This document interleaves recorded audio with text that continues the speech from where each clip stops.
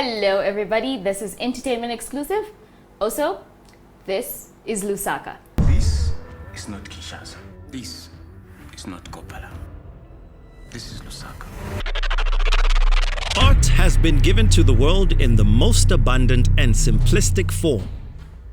Ayn Rand once said, "A creative man is motivated by the desire to achieve, not by the desire to beat others." The film industry is a very competitive world, as most people in it are willing to do whatever it takes to get to the top and maintain that spot. Attitude and graceful purpose will take one to places that most minds can only dream of. The Zambian film and entertainment industry are blossoming into a filmmaker's dream as they continue to attract many players.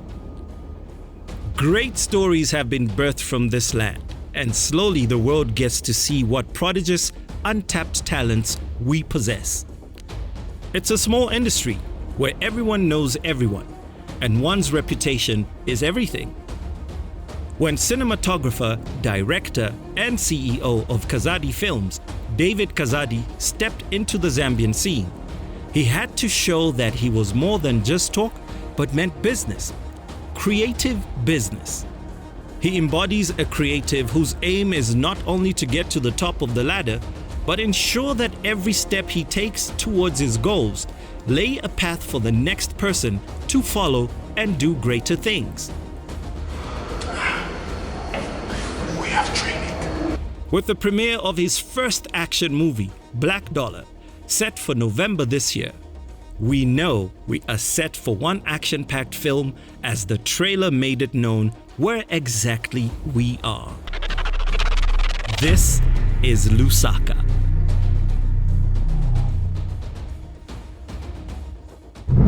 Welcome and join my guest today, David Kazadi. Hi, Hello David. how are you? I'm good, thank you. How are you doing? I'm not bad, thanks for having me. I stole that line from Black Dollar, the I trailer. saw what you did there. Very clever, very clever. This is Lusaka. Thank you for giving the world a glimpse of... The Black Dollar movie. Yes. Thanks for watching it. We Yeah. haven't seen it yet, but... of Now you course. watched the trailer, so thank you. Yeah. Okay, so before we get to Kazadi Films, I know most people that have met you know you as director and cinematographer. I'm going to ask you this cliche question. Uh-oh. Who is David Kazadi? I'm a human being.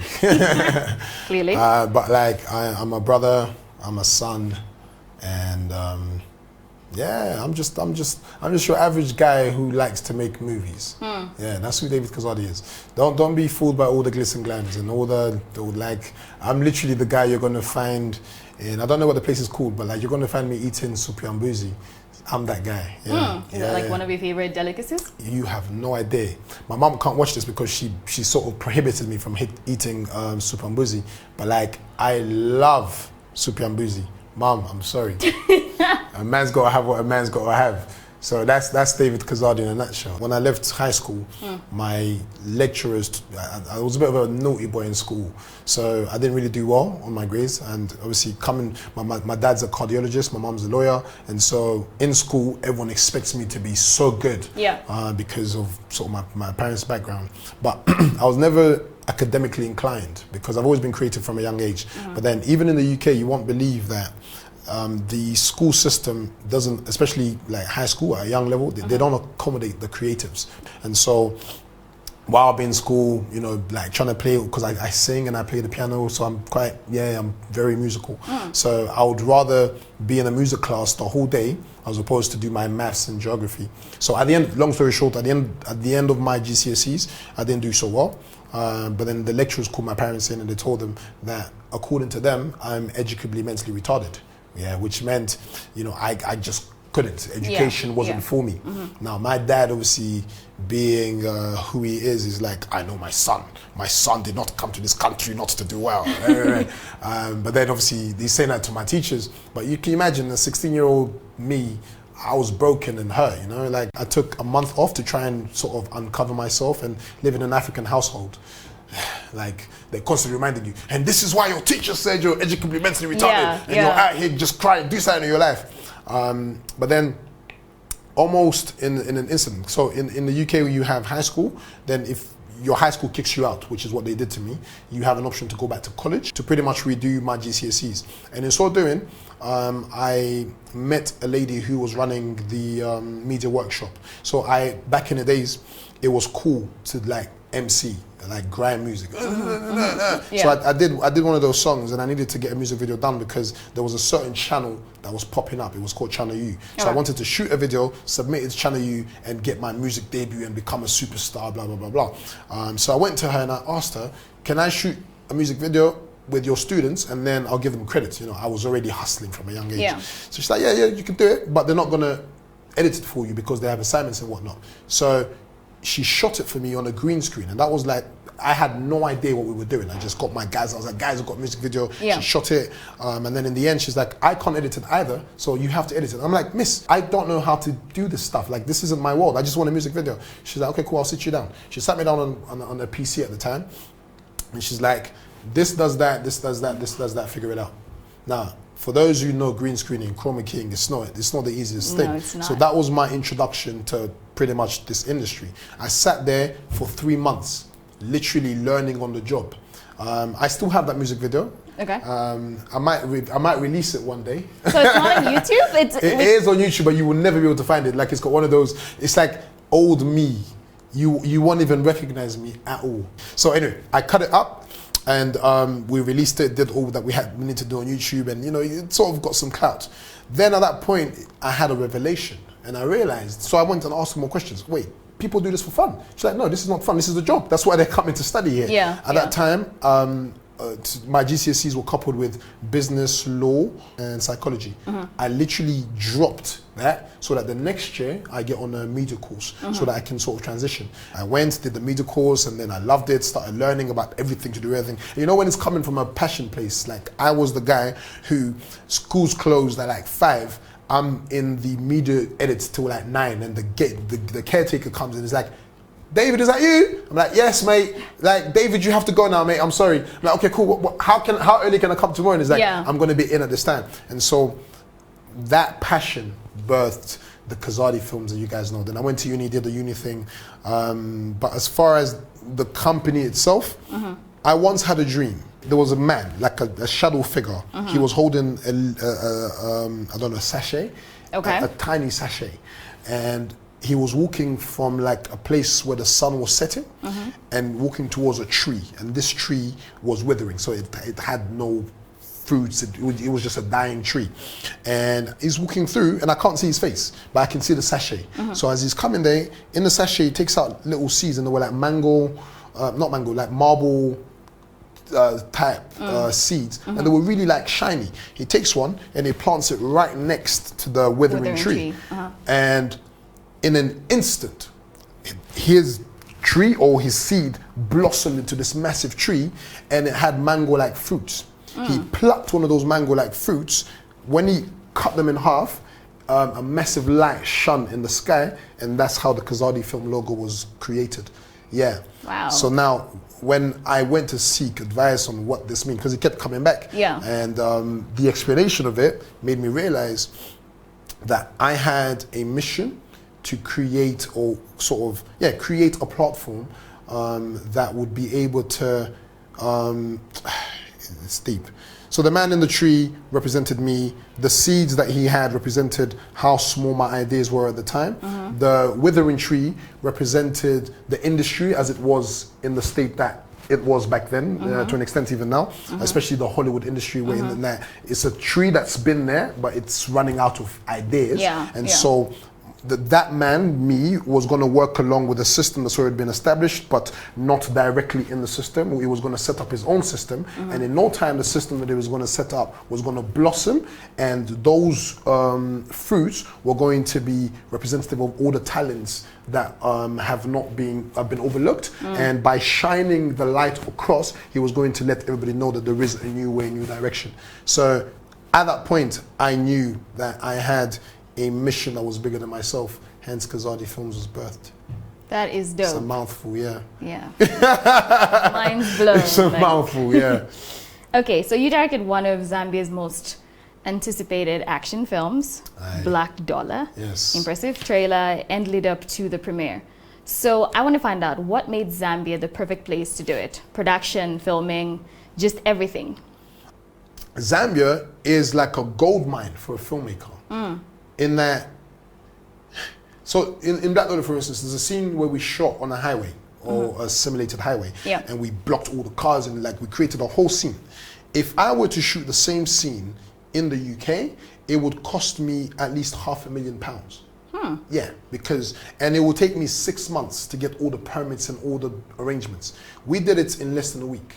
Got all the permits, got all the cars, because everyone here is hungry. Yeah. Are you getting what I'm saying? Yeah. And two, we have locations in Zambia, like one of the biggest bat migrations is in Zambia, that has not, these locations have not made it on screen anywhere. So it kind of makes it the perfect place to shoot creative and authentic content with locations that people haven't seen before. If we, as Zambians and sort of our industry, can market our country and our cultures and our habits in the same sort of manner, then a lot of these people would want to come here because they'll be like, oh my God, I saw that location in Black Dollar, I want to go there. Oh my God, you know what I'm saying? And then slowly we could change not just the industry, but also the country's GDP. What are some of the challenges that you faced in making this film that turned out to be lessons that you will carry on to other productions? Some of the problems that we encountered through post-production were, for instance, the movie was cut here online, the offline edit was done in Zambia, but then the online edit had to be done in South Africa because obviously we still don't have the right infrastructure, and the music composition had to be done in London, and the color grading had to be done in America. So while in the early stages I would fly from Zambia to South Africa to London to America just to keep an eye on what's going on, when the pandemic hit, everything was shut. And so we had to adapt or sort of find a way to work and communicate on things that probably couldn't be done before. Like for instance, I had to have meetings with my color graders all the way in America about stuff that they're sending me. Now, the problem with communicating with a color grader and he's sending you stuff that you're watching on your monitor might not be calibrated to know what the right colors are and all that kind of stuff. So those were challenges, or trying to collate our time zones and different timings. So it's daytime here, it's nighttime over there. It was mad. But the lessons learned are that it's possible. Do you know? Like the fact that I didn't have to fly back and forth saved us so much money from the production, and the film still got done. It was a bit fiddly to start off with because we were still trying to get our gears in, but it's possible. And so I think on Black Dollar 2, 3 and 4 and other production that we will do, we can actually do a lot of collaboration remotely without having to fly back and forth and waste money and fuel and kill the planet. Kill the planet. You're a cinematographer and director trainee on some project. Can you tell us about that? Yes, I was very privileged to take part in a project called Nikonke, where the French, Italian and German embassy or government put some funds together to, the project is called In and Out of the Ghetto. So they want to get kids from Baulini to learn cinematography and filmmaking so that they can have access to job opportunities and all that kind of stuff. It's a brilliant project run by Gabriel Simonini and I forget what's his real name. He calls himself Big Time, but I forget. I think his real name is Lovemore or something like that. So they literally went into Baulini, asked a bunch of kids who, do you like making films? What do you want to do with your lives? And they got all these talented kids to come together in one room. And I was conducting them on sort of cinematography. We had Jesse Chissy, who was training them on directing, and Becky Ngoma, who was training them on script writing. And what I found was these kids had so much passion, because it's one thing to want to learn how to make films because you want the glitz and glam, but these guys just wanted to learn the craft. And so in less than 4 weeks of training, they were doing things that would blow my mind. So I was like, I am so honored to be part of a team that's bringing to birth the next generation of filmmakers. And it couldn't be better timing because right now the Zambian industry is really blossoming and blooming with some of the productions that are coming out, whether through us or Amazing Magic or Netflix or wherever it is. Like right now is the time to invest in the Zambian industry, and my contribution towards that would be these new upcoming filmmakers who I think are literally going to take the industry by storm. random stuff about you. Who is your film inspiration? One? Just one. Man. Spielberg. Why? His ability to tell a compelling story through camera movements is incredible. You know, everyone can write. Okay, not everyone. Let me take that back. Okay, it is far easier to direct a good script and just get camera here, camera there, camera there. Yeah. But Steven Spielberg has mastered the art of cinematic language. So whether you had dialogue or no dialogue, the camera will let you feel the emotion and tell you the story. I think that's very inspirational. One day, I wish, you know, I'd love to meet Spielberg and sort of exchange notes. You know, that's I'm my pretty sure it's gonna happen. Just put it out there in the universe. Universe, if you're listening, Spielberg. Okay, a promise you're making to you in 5 years. To the you in 5 years. A promise I'm making to the me in 5 years. Yes. Yeah. Okay. A promise I'm making to the me in 5 years is never let success get to your head and never let failure get to your heart. That's the promise I'll make to me in 5 years. To stay grounded. Yeah. Some wise words. Do you have anything for us? I know the premiere is on the 14th of November. As a matter of fact, I do. I've come bearing gifts. It's not Christmas yet, but you know, November's close enough. We like gifts. I have an exclusive Black Dollar ticket. And I say exclusive because these tickets are not even on sale. They are invite only. Okay. And the board, the management team behind me has advised me, because we keep getting phone calls and people want to get ticket, they want to get access. And so we will release 50 tickets in the next coming weeks. So I think in 2 weeks from now. Okay. One ticket is 1,000 kwacha only. So I am going to give a lucky fan of yours a free ticket to come and attend the Black Dollar movie premiere on the 14th of November. Awesome. Yeah, so this is for you and whoever your lucky fan's going to be. Thank you. Lucky fan. Well, you have to keep watching to see who's going to get this. That's all I had for you this week on Entertainment Exclusive. Be sure to join us next week, and who knows what might have. Ciao.